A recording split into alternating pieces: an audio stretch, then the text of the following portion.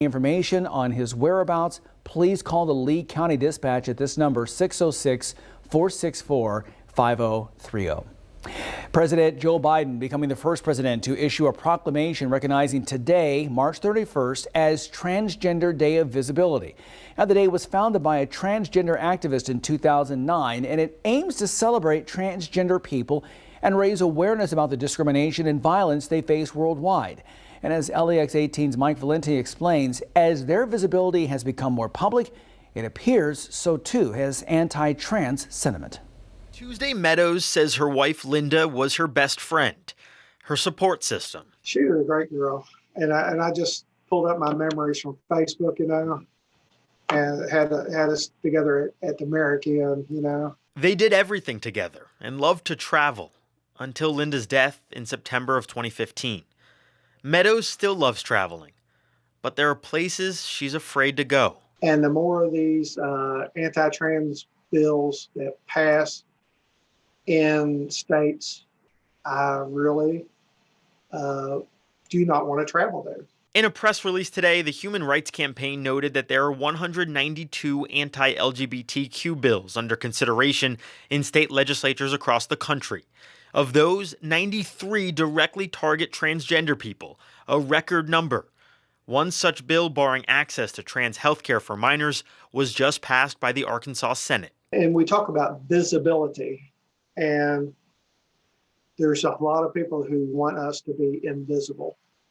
They want us to go away. Meadows and other advocates trace back the growth of anti-trans sentiment to 2015. When state lawmakers started introducing so-called bathroom bills.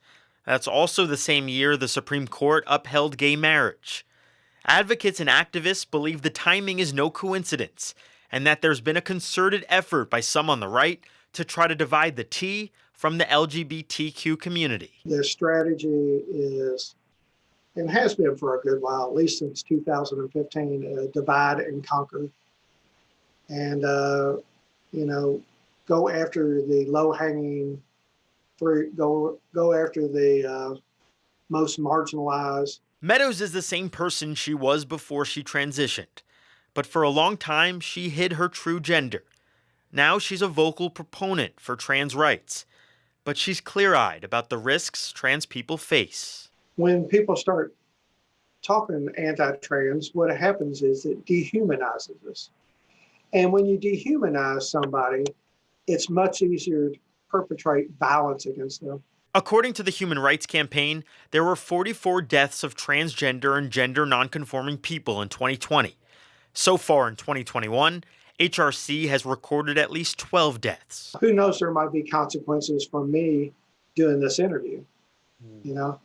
I don't know. No one ever knows. But the interview, she says, is worth it to try to open hearts and minds and encourage people to educate themselves about the transgender community.